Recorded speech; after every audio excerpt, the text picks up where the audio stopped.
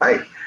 All right, we are live, and I'd like to say thank you all for joining us and welcome to another live event here with BlackDoctor.org. And we are very, very excited to have Dr. Gigi. She is the founding director of the Rodham Institute there in Washington, D.C. She also works at George Washington, the university there. She is so accomplished. As I was going through Dr. Gigi, I'm going to embarrass you for a moment if you're okay with that. All right. I was going through all of your list of boards that you're on. You were on the board of the Center for Policy for Women's Studies and National Women's Health Network, Arts for the Aging. You're current board member of the Whitman Walker Health. It is amazing. And to go to the University of Michigan, which is a wonderful, wonderful school in terms of medical school, just the all around academic university. It has got to be. You are such an accomplished person. How does that feel to when you see your list of accomplishment? Is it an out of body experience, or do you just like, okay, I'm just here, kind of going Yeah, through?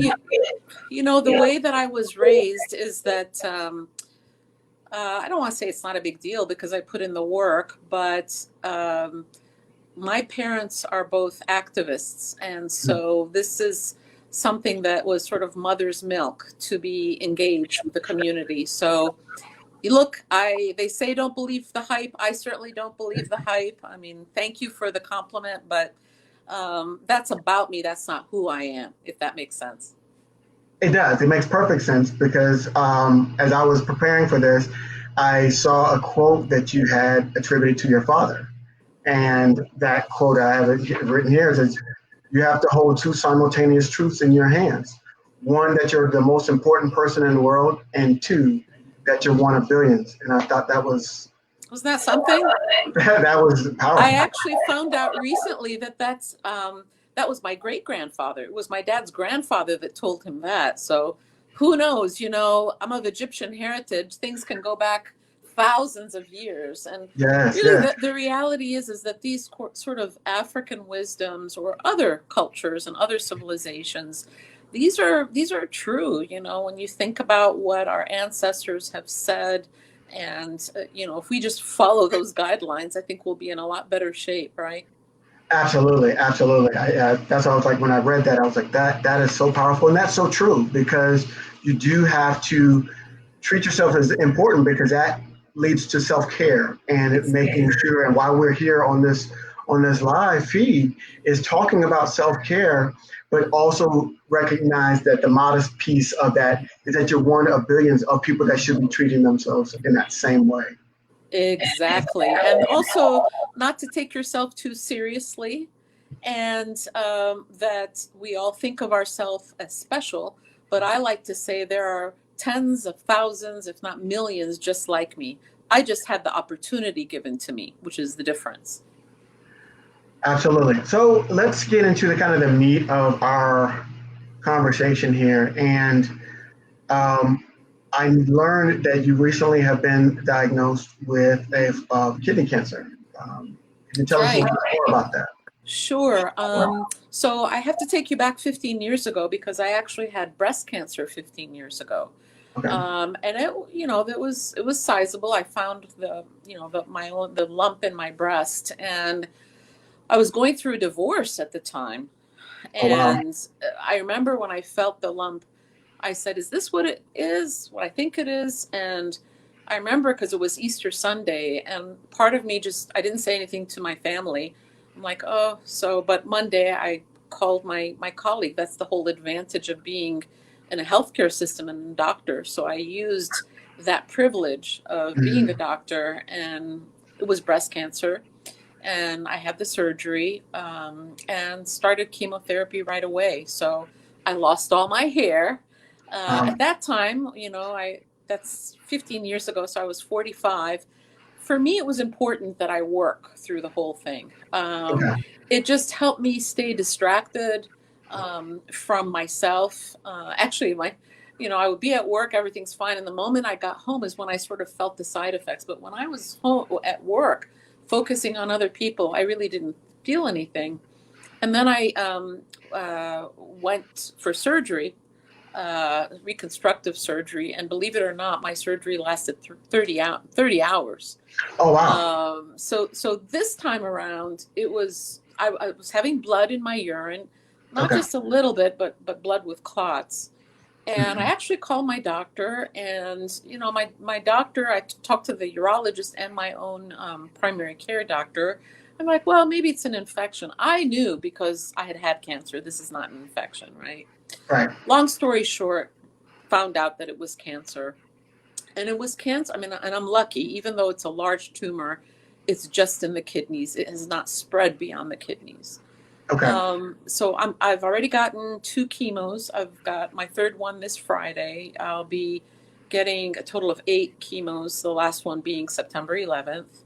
And then I'll have the kidney removed. And people might ask, well, why are you doing it in that order? Well, a lot has changed over the years in how we take care of people with cancer.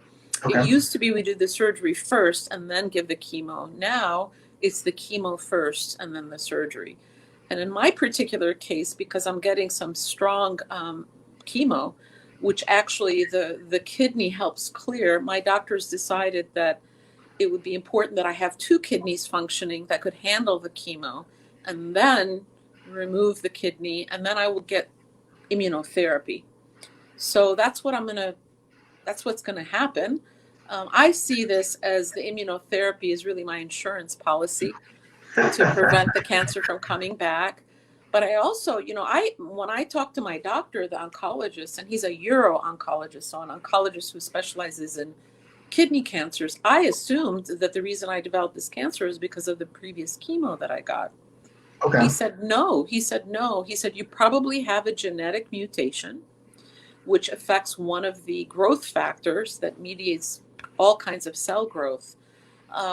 So that means that, in sometime the next few months, I'm going to get tested, because if I do have that genetic mutation, it has implications for me being screened for other kinds of cancers.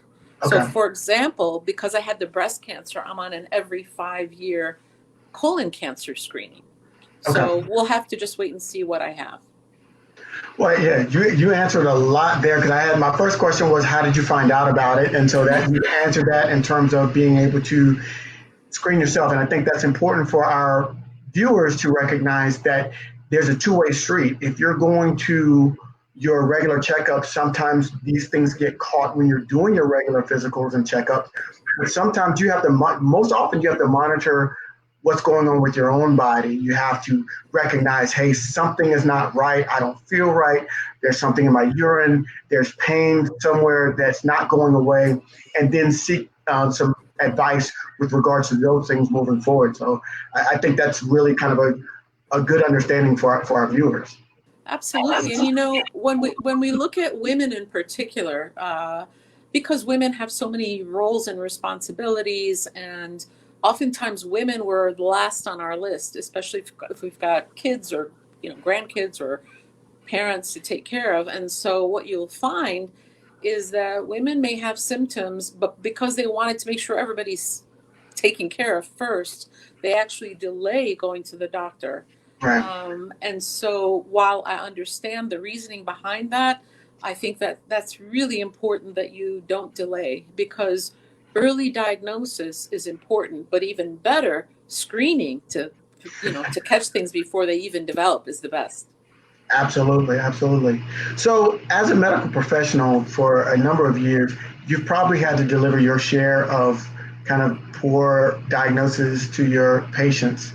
How is that being on the other side as a professional and getting a diagnosis from a colleague? Yeah, I mean, I guess in both instances, I knew what was going on. And actually, with patients, you have that sense. So, both as a patient, but also taking care of patients, I can tell you, when I will ask somebody, especially if I'm suspecting it's cancer, I'm like, what do you think it is? And they're like, well, I'm worried that it's cancer. I said, I'm a little bit too, let's find out together. So with my patients, I try to just, kind of see where they're at, Okay. and sort of, especially if I'm pretty sure it's going to be a cancer. On the other end, I have to tell you, and this happened both times. I never cried for myself.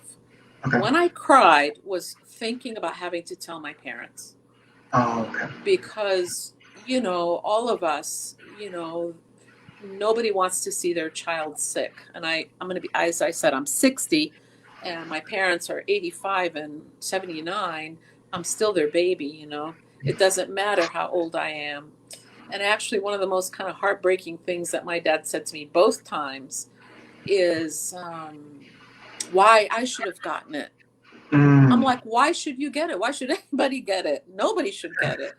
And my mother, oh my God, she just was all to pieces, all to pieces. I mean, my mom couldn't right. even breathe, could not breathe when she heard the news. So for me, that's actually the hardest part.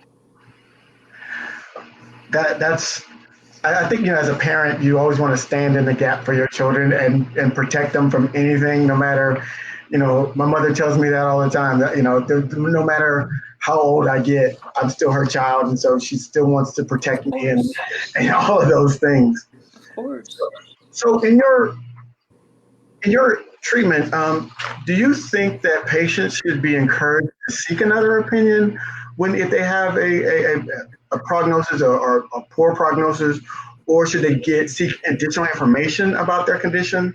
Do you think does it help, or do you think it adds more confusion to what's going on? Look, at everybody's different. When I had my first diagnosis, I didn't feel like going anyplace else. But what I did is my colleagues sent all of my information to another institution where I got a second opinion. I Okay. think I think in the time of COVID, it's very difficult just the logistics of getting another opinion. But what I knew about the doctors that are treating me is actually the head of urology, my colleague Dr. Tom Jarrett, actually wrote a book chapter in like the Bible of urology on this kind of cancer. And then the guy who is my uro-oncologist, Dr. Lin, is nationally renowned. The Mhm. thing about cancer, which is a little bit different than other diseases, is because there is a database, a national database, where all the outcomes and all the treatments go in, that everybody participates in. There's a lot more information that is available to physicians, doesn't matter where they are. And so you know that with this treatment for this disease, this is the outcome. They can tell you, well, there's a clinical trial that we're looking at these potential treatments, but this is what we know about this treatment. And I think that if you can get to the doctor, right, that's the most important thing when you have a diagnosis, is getting to a specialist. In cancer, it tends to be a little bit more straightforward than in other diseases because there is this protocol. Mhm. But I think, just like anything else, it's trusting the people that you're seeing, making sure that they're knowledgeable, making sure they're board certified. Because I'm a physician, I have that advantage. Mhm. However, in general, what I recommend to my patients, if they're not feeling comfortable with the diagnosis, or, let's be honest, I have great colleagues, but maybe the person that's, the specialist in such and such and such and such cancer specialty is not good, right? It could be. Right. And it is my responsibility, because I care about what happens to my patients, that I send them to the best person. So I will say, fine that you get an opinion here, but I think you should go see this other person who's really the specialist in the area. I Okay. believe that the more information, the better. But sometimes what happens is that people get paralyzed by too much information. Okay. So I have a friend, I would say a friend acquaintance. We're now becoming friends because of his journey. And he took like 3 months to make up his mind for his prostate cancer diagnosis. That's Wow. not me. That's not me. I got a diagnosis, a week after I got the diagnosis, I wanted to get started with it, and I did get my first chemo. That's me. I'm not somebody that's gonna take, but everybody is different.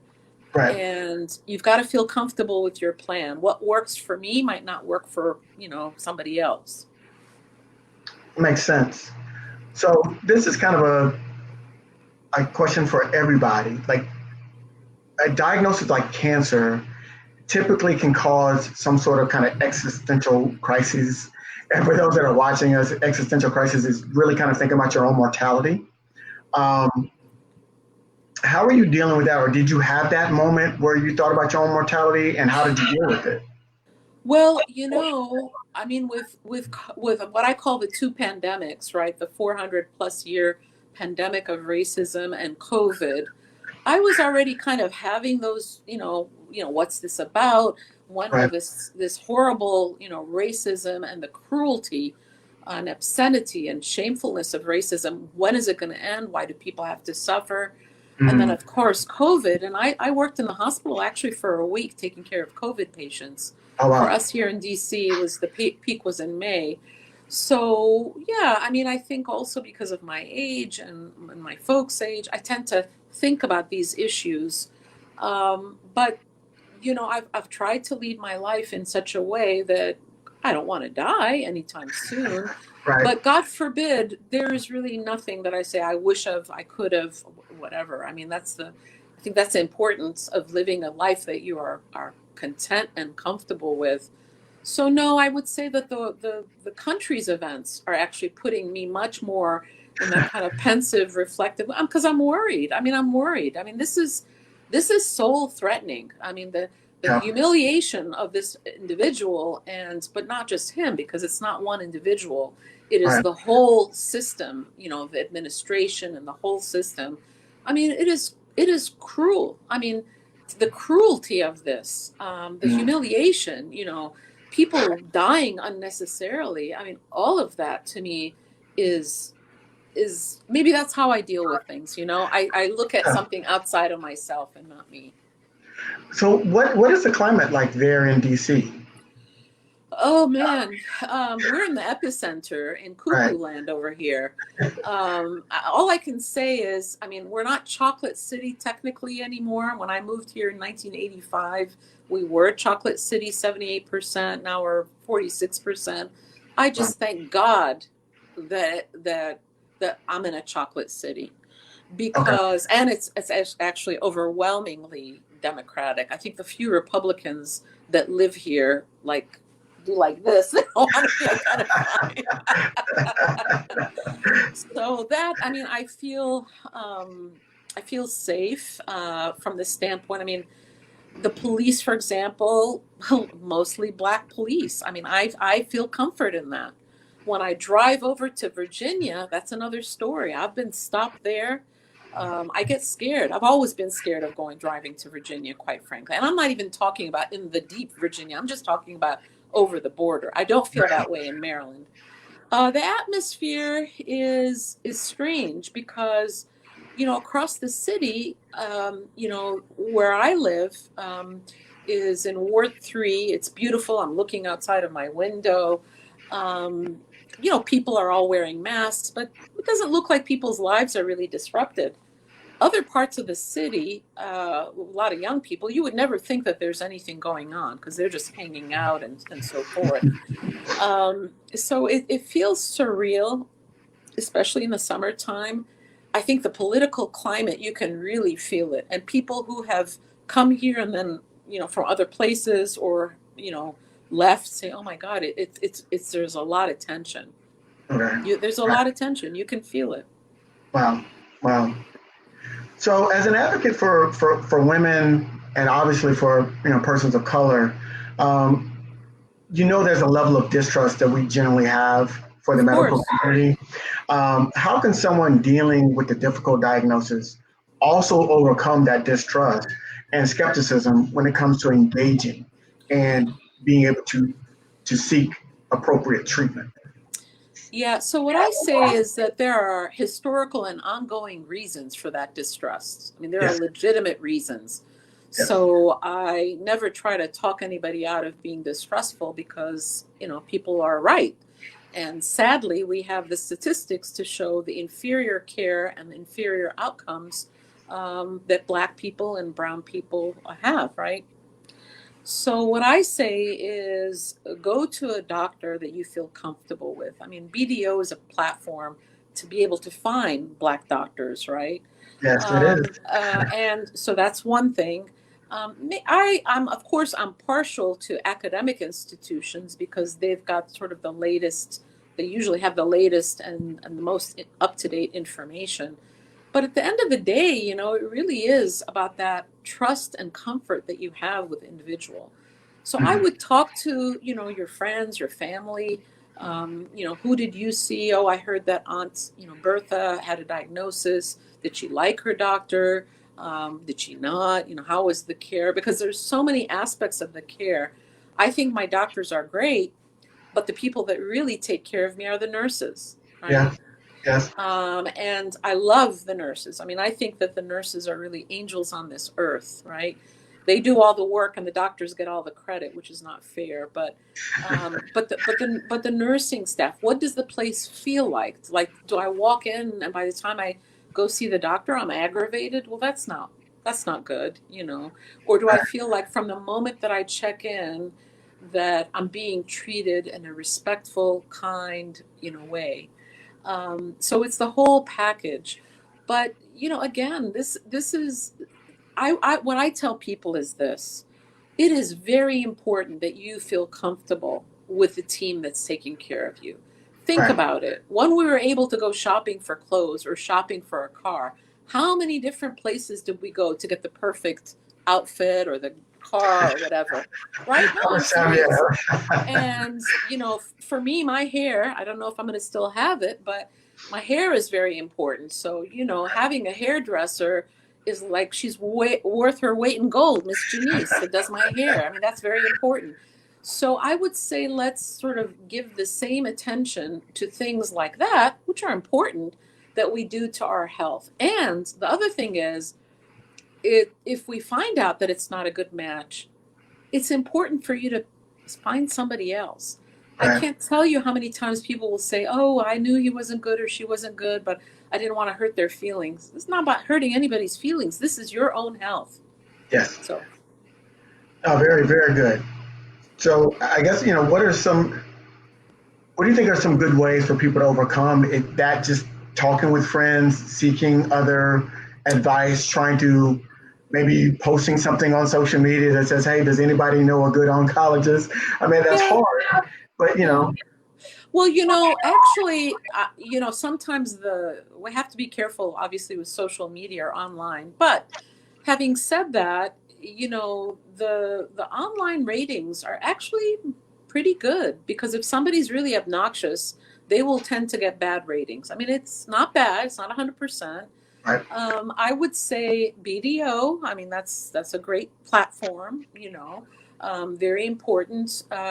But whatever you do, have somebody that's with you, right? okay, That can kind of be your eyes and ears. Because let me tell you, when you hear the word cancer, it's yeah, like you may not hear anything else after that.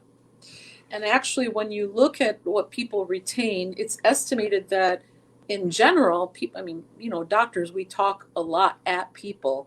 A lot yes, of the time, people don't get, they don't get what's being said, and the doctor may not give them the time to ask a question, or they right, get I mean, there's all kinds of reasons, but I would say having somebody there, that you trust and, is taking notes, hmm, to be able to kind of double back and say, well, I understood this. And if the doctor is not giving you enough time, first of all, in cancer treatments, I'm glad to say this overall, the way that we're taking care of cancer patients and the way that I'm getting taken care of, they bring a social worker to talk with you, a nutritionist, you've got your nurse. So that's another important aspect. Is there a team that is available to answer all your questions?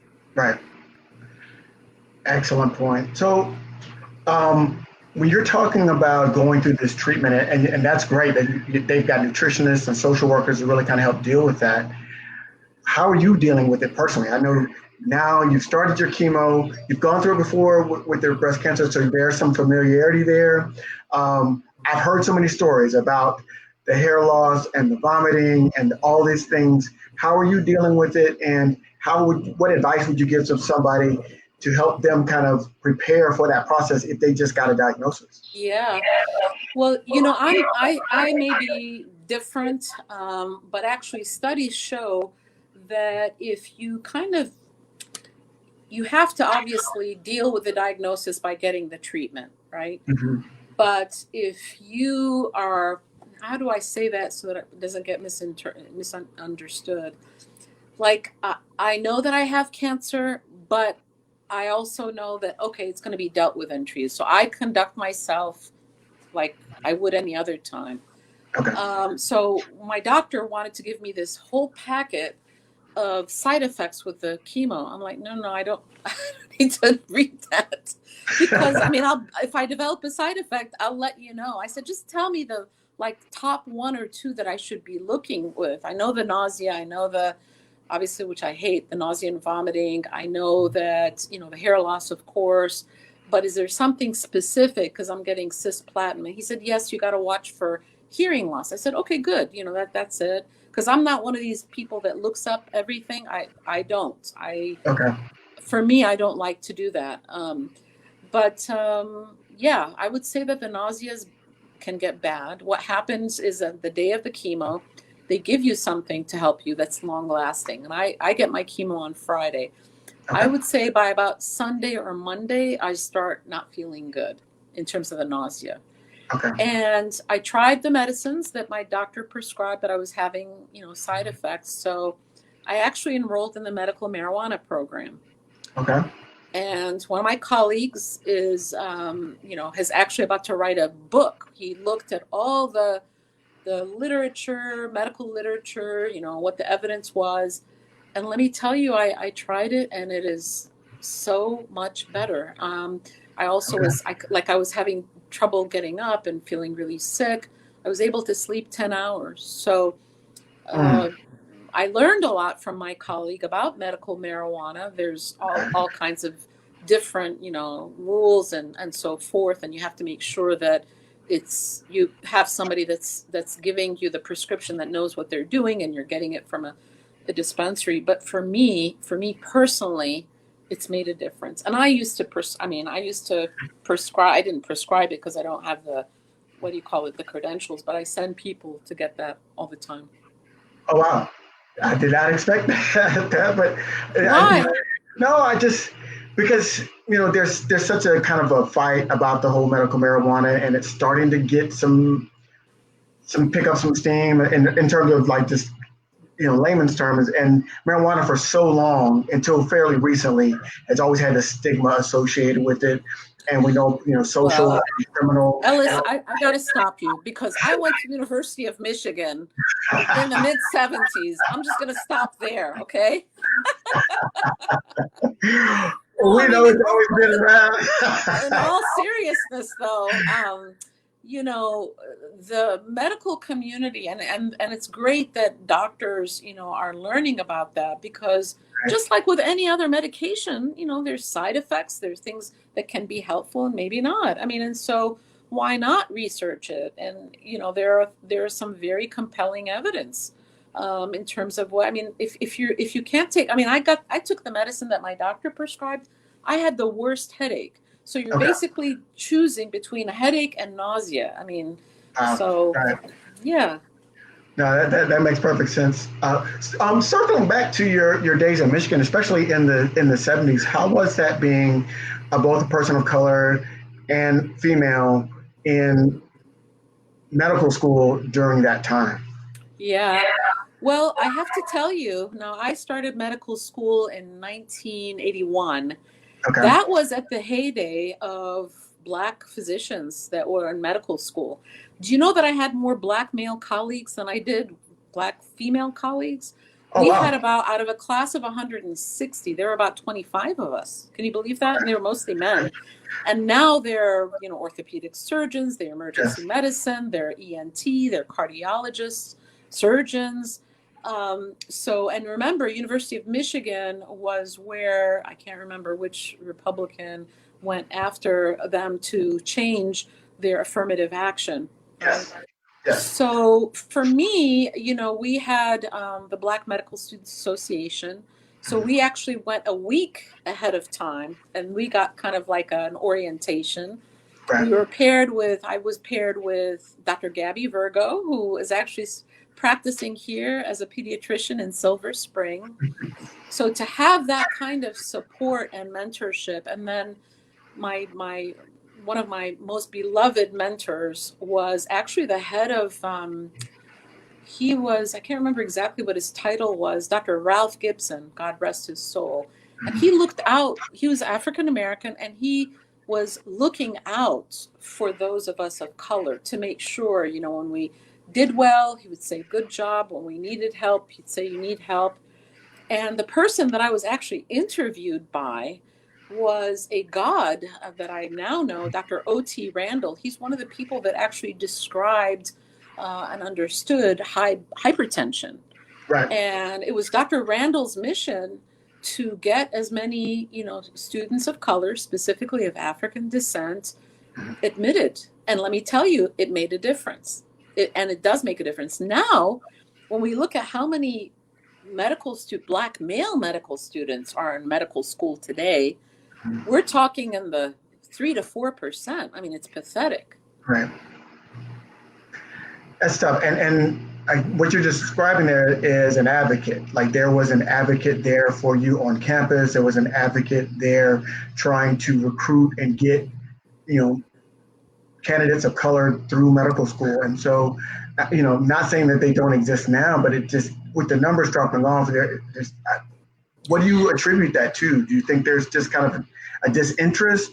Because I know there's a lot of push to get, you know, students of color into STEM careers. What it is, let me tell you. So I'm going to give you a specific example, but it's really the school to prison pipeline. Let's be very clear. The deliberate dismantling of African American communities specifically is what has led to this. So let me tell you about Castech High School, which is a high school in Detroit. Now, when I was from East Lansing, went to Ann Arbor. I mean, the brightest of the bright came from Castech High School. It's a science and tech school. You know, I mean, there were just incredible people, and so people were well prepared from their public schools in science and math and so forth, right? When you have dismantling of communities, that means dismantling on every level. That means economically, look what's happened to Detroit. That means leadership, assassination of leaders, right? That means my mom says, don't call it criminal justice. It should be legal justice, right? There is no legal justice. So you've got the economic, you've got the educational, you've got the imprisonment, and then so all of those things feed in. But there is a good story here. Let me tell you, there's the good story. So actually, one of my colleagues at University of Michigan, white guy, he's a surgeon, looked into he's, you know, does the teaching for the medical students on surgery. He looked into the, you know, classroom. He said, there are no kids from Detroit here. So he started this program called Doctors of Tomorrow. Okay. And he went to Castech High School, who's got this incredible principal, where she has kids 97%, 98% graduate from high school, 97% go to college on a full ride. Wow. So he paired up with that Castech High School. So basically, ninth graders in that school get a year-long exposure to doctors, you know, in the labs and medical students and so forth. And University of Michigan, has an agreement that any child who gets accepted to Michigan will get a free ride. So This is the 6th year. So this is like 2 classes that have graduated. There are now 20 kids from Castech High School that are on the University of Michigan campus. Oh, that's so wonderful. We at the Rodham Institute are actually about to start that same program here in Washington, D.C. Oh, excellent. Because what they do is they have the whole thing, the whole support, because it's support at every single level. So you're speaking about community support. So I'm going to try to bring it back around to your patient journey. What support system do you have, and what advice do you give people to how to develop a support system that's either relatives or even strangers that might be going through the same things? How relevant is your support system to you, and how can other people engage with a support system to get them through these difficult times? Well, Ellis, let me confess. I believe that I'm here on this earth to do good, to serve others, but also to learn how to take care of myself. It's that balance, right? Right. So the first time I had the breast cancer, allow people to take care of me, but I guess God or the universe said, "Oh, you didn't learn the lesson. Mm, We're going to have to put you back in some remediation." gotcha. And I think what I'm doing this time, in all seriousness, because you see that I'm very passionate about my work. It's work, work, work, and Mhm. I've been out of balance. The self care has not been there in the way that it should be. Mind you, I'm not always at work. I love to see my friends. I love music, dancing, all kinds of things. But I was out of balance. There's no question. Okay. So before, when people would say we'd like to, drop off a meal or we want to do something, I'm like, no, no, no, no. Now I become more gracious. I'm just like, that would Okay. be great. Thank you. So I think the trick about having a support system is to have that support system before you get sick. I mean, right now is the Right. time when you're good to, I mean, we're interdependent as human beings. So, Mhm. but I would say the lesson that I'm learning is to get back in balance, allow people to take care of me. And I have to tell you, this is where I'm going to start crying, okay? Okay. Because this is what moves me when my students or my patients or my friends or my family say things. I mean, that's when I get emotional and choked up. Not because I'm sad, because I'm just utterly moved. And I have to tell you, sometimes I feel I'm carried by love. There Mm. is so much love, and people find it strange when I say this. Yes, I've got a cancer diagnosis, but I'm also one of the most lucky human beings on this earth. Well, I tell you, it's been a pleasure just to meet you today and hearing all the stories. I'm just like, I'm getting lost in the stories because I can feel your passion coming through regards in terms of your community, um, your work, how you approach life. I'm getting encouraged. I don't have a diagnosis, knock on wood, but No, no, I God would love to forbid. be able to approach your diagnosis the way you are. And I think what you're sharing today and how you're responding and telling the stories is going to help everybody that watches this video be able to take that step forward, to reach out to care and approach it in a proper way. Because I think ultimately our community and the people that are subscribing to video or going to our website, they need to understand that you have to get help in terms of medical care, wellness care. You can't just ignore it. You can't turn a blind eye to it. And even though, yes, there has been documented kind of disparities against, people of color by the medical Racism. It's called racism in the healthcare system. Let me just tell you that system, plainly. but we still need it, and there are, and you just described and are talking about, there are good, black doctors that are out there. If that's what you feel comfortable with, seek out and find it. And BDO does have we do have a page on our website. You can find one in your area. Just put in your ailment, area code, and we can find it for you. So it's very, very important. There are good white doctors, there are good everybody Absolutely. doctors, but Yes. I think that given sort of the history of Africans in the diaspora and also the system of systemic racism within the medical system, it's difficult. So, sometimes, my white colleagues will think that this is paranoia. It's not, it's reality. We've got the documentation, right? But Right. anyway, I just want to say also that I mean, you're catching me on a good day. I don't want to act like everything Okay. is peaches and cream. Um, I have my moments. Mhm. I feel. I mean, the reason I feel this good now is because I have had a break of almost 2 weeks. So Okay. my cycle is I get chemo Friday, another one a week later, and then 2 weeks. So that's part of why I feel good. When I don't feel good, I don't feel good. Okay. And, when you feel nauseated, and then, I never have said, why me? Mhm. But it's like I say, please, please, I want to be cured because I have so much more to do. And I think there's a lot more love, that I can experience. and can give, and I'm not talking about romantic love, Right. I just love, right? And so, yeah, I have my moments of thinking, wow, uh, I hope it didn't spread. I don't think so.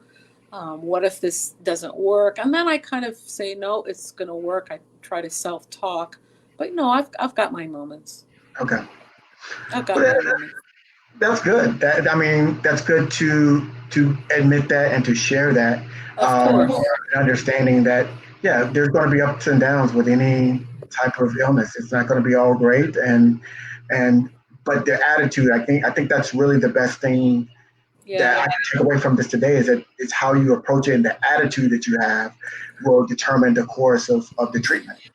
Well, let me tell you also what kind of had me feeling a bit sorry for myself, though. So COVID has put in a whole other layer. I mean, Yeah. if it wasn't for COVID, I'd be able to see my family and my oldest niece. She and her husband are here from Paris. I've got a great niece who's about to turn 2, and a great nephew who's like 2.5 months. I mean, I have been looking forward to them coming this whole time, right? And I Mhm. can't really see them. I'm a hugger. To not be able to hug somebody, to not be able to see friends, I think, that is a really, really tough aspect. And then, it's been so hot here. I have to stay at home because I can't go to the mall and walk, right? I have Right. to I have to be, I mean, so this time around, COVID has put like an extra wrinkle. And so I think that's made it hard. And but what's also given me perspective, I mean, I look at, you know in DC we've had 581 souls that have lost their lives to COVID. Mm. 84% of them are African American, and I Wow. know people who've lost their entire families. So it's always that perspective of, you know all right, people are going through a lot worse. I am a born Muslim, and for us, what we say when something bad is going on, you say Alhamdulillah, thank God, because things could always be worse. Right. That's a good approach. So I guess the question I have now is, what was what happened? What changes did you have to make after you went through your breast cancer treatment? What lifestyle changes? Were there any food changes that you had to have? Was it what changes did you have, and that are they sustain? Did you sustain them? And then what changes are going to happen after you complete this treatment? Yeah. Well, one of the real big challenges for me with the breast cancer chemo is that I got a cancer chemotherapy called Taxotere, which is one of those life or game changing or cancer treating agents that is life saving. Mhm. But it has a potential side effect, so I had to get steroids. Oh wow. So I had to be on steroids for 2 months, and I gained probably 40 pounds. Mm. I've only been able to, because once you get, and I went through menopause at the same time, so double whammy, right? Weight gain, menopause, and divorce. The triple whammy. So, Wow. I've lost, I would say maybe 10, maybe a little bit more than that. It's hard to lose weight. It's not a Hmm. joke. And people who don't have weight problems, think that they know how to lose weight, and it's not. I would say my diet is decent. I do have to confess I have a weakness for potato chips. Do you know my Like a mother? big weakness, a big weakness, especially barbecue and sour cream. Okay, there I've said it.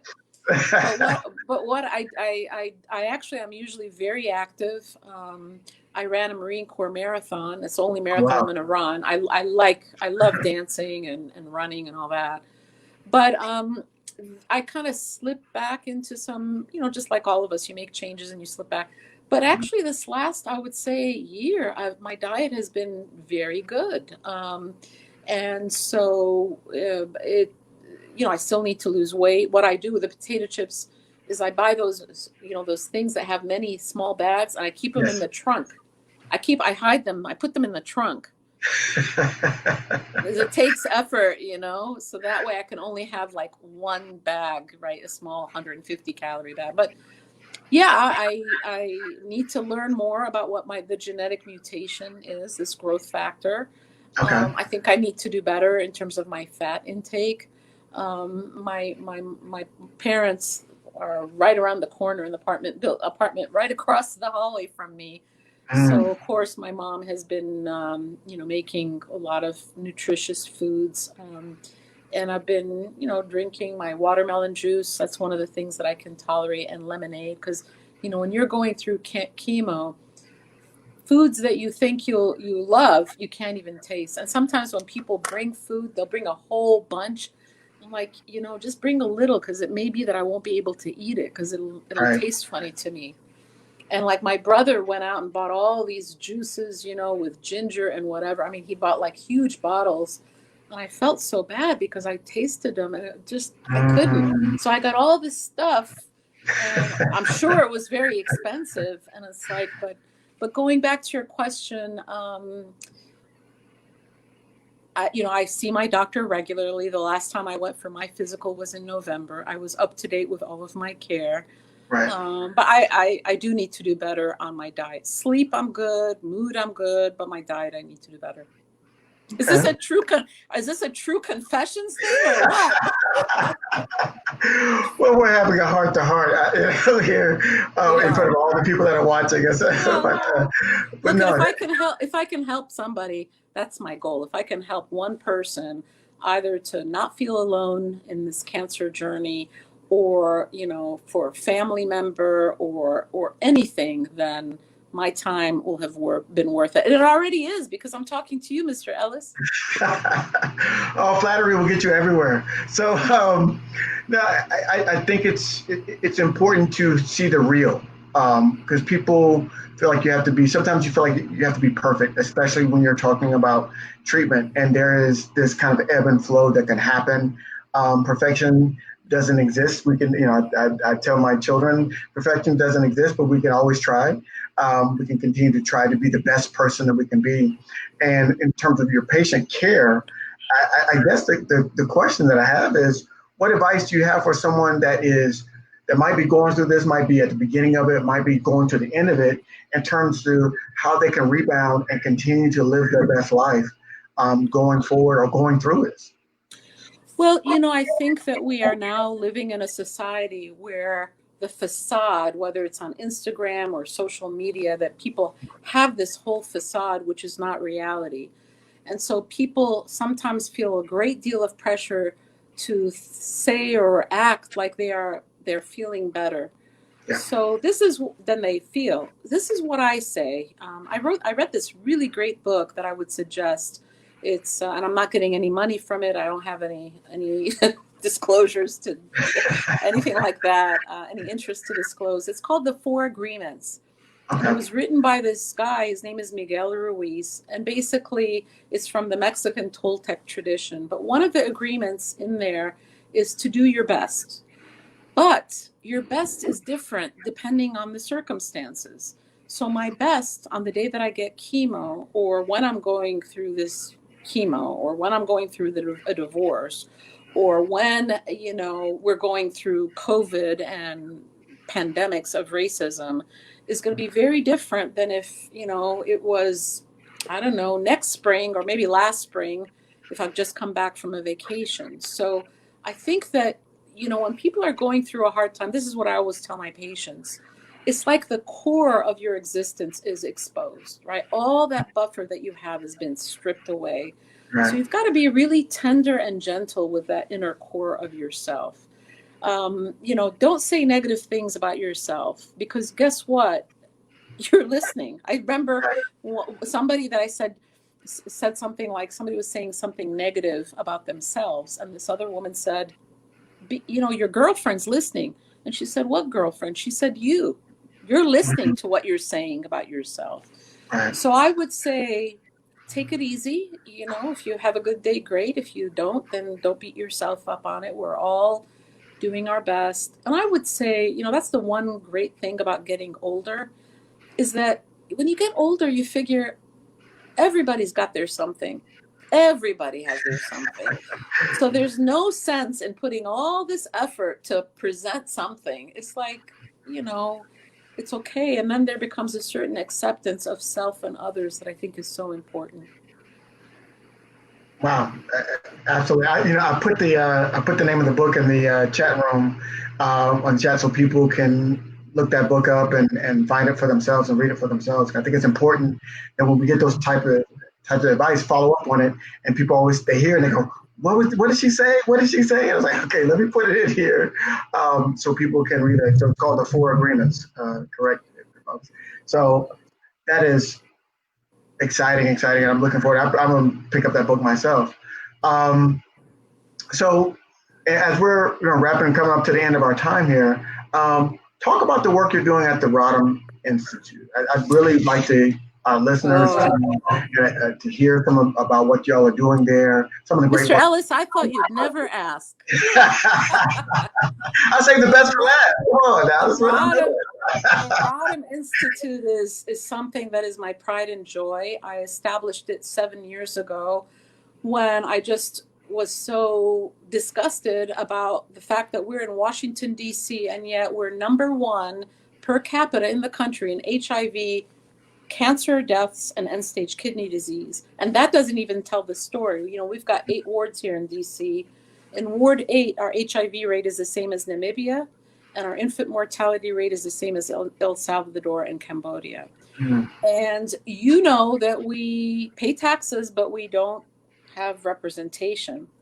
As a matter of fact, with the stimulus package, we were not considered a state. So guess how much they gave us compared to every other state? 3/5. 3/5. The amount that they give everybody. I don't think that's coincidental. So we're actually owed as a city $750 million. So guess what? There are all these budget cuts that are going to affect food for children and families, all the kinds of programs that usually would be covered. At any rate, so I saw a need that, you know, people come to DC, they work here, and especially a lot of the political elite, they come here, but they don't care about it. Really, Obama, I would say, really engaged, he and his wife engaged with the city in a meaningful way. I also felt that because of our sort of racist legacy within academic medicine, that I say is our legacy, but still ongoing, that we really needed to find a solution, to partner with community, to, again, right side that inequity, right? To create a bridge which was respectful to the community, where really the community's in charge, they're the driver, they decide on their health priorities.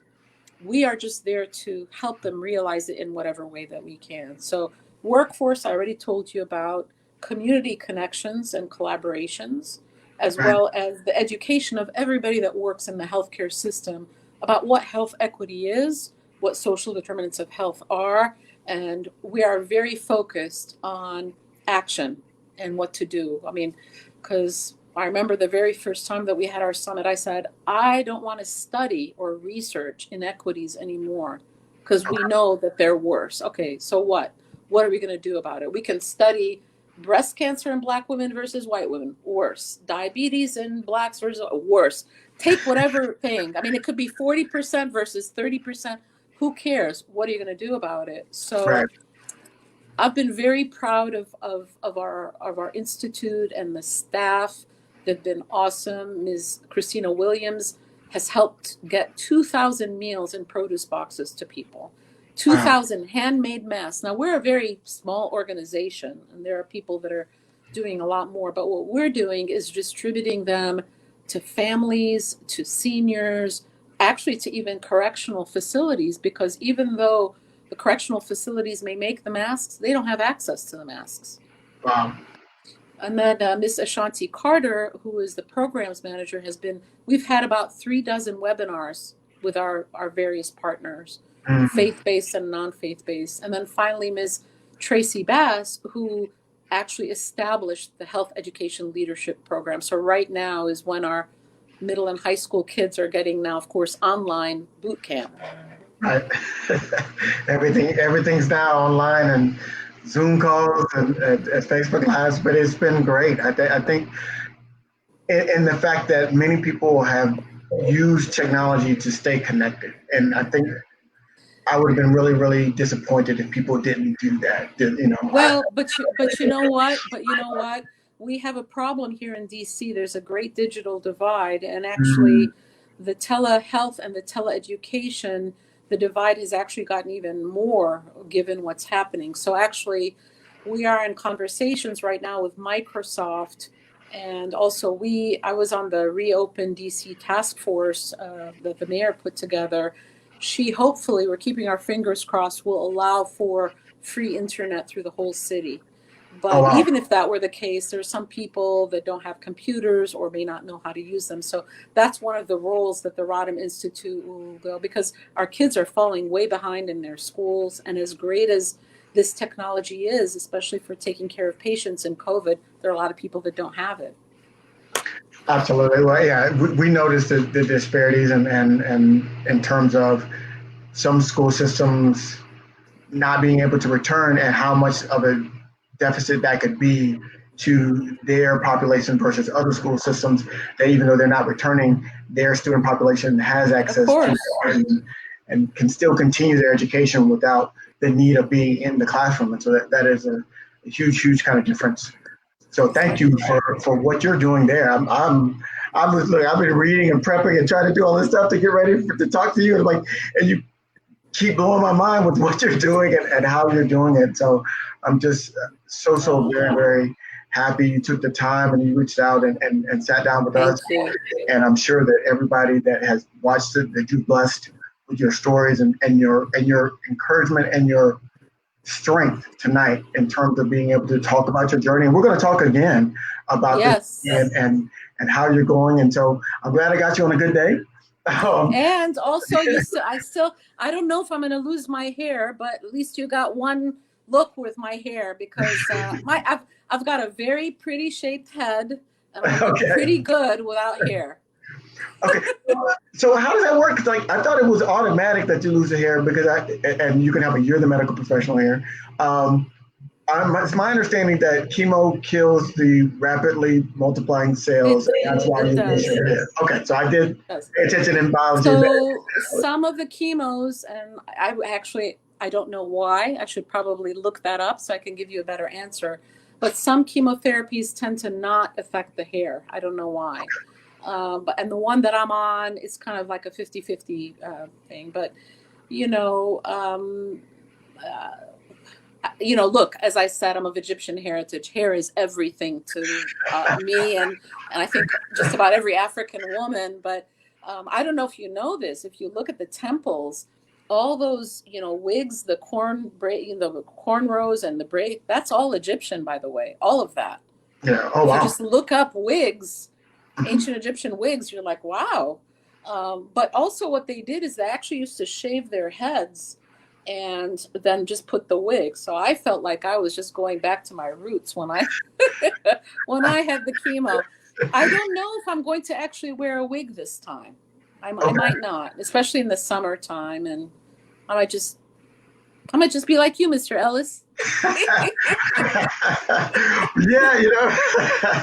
It's easier, right? I got it is easier. Sometimes I have my moments where I do miss being, going to the barber and that feeling that you get with a new haircut. There's that feeling when I was in college, I think, and I would go into the barber and you get that kind of, you feel like Superman and Yes. you're so great. And I miss those times because now it's just me in my bathroom mirror with the Yeah, razor. but I'm sorry to break it to you. I don't think that having hair at this age and going to the barber will give you that same feeling like when you're in college. I'm sorry, it won't. Well, we all have those things as we age that can be a blow to your self-esteem. But I think if we continue to, recognize it, that there have been more good days than bad days, and that we just continue. Look at this. This is what I'm going to tell you this finally. So imagine, I mean, we're getting wiser as we get older, right? Allegedly. Imagine if we also looked good. and wiser. That would be like nobody could talk to us. So we've got to have our looks kind of. I think that's a really appropriate and mature way of looking at it. You're right, because I think I lead the my mother she would always like to say that when I was younger, and she would say, "You do not have a monopoly on youth." No. And as I've gotten older and I have children of my own, I found myself saying that to them as they laugh at me when I talk about having pain and the struggle of things I used to be able to do, they can't do anymore. And they just start laughing at me. And I go, you know what? You do not have a monopoly on youth. And she would just say, just live. If you live long enough, you'll understand what I'm talking about. And now I definitely understand what she's talking about. I have a much deeper appreciation for what I put her through. Yes. So definitely. So this has been a wonderful, wonderful experience. And so I look forward to the next conversation that we have. Me too. I look forward to being along with you, partnering with you on this journey. Thank you.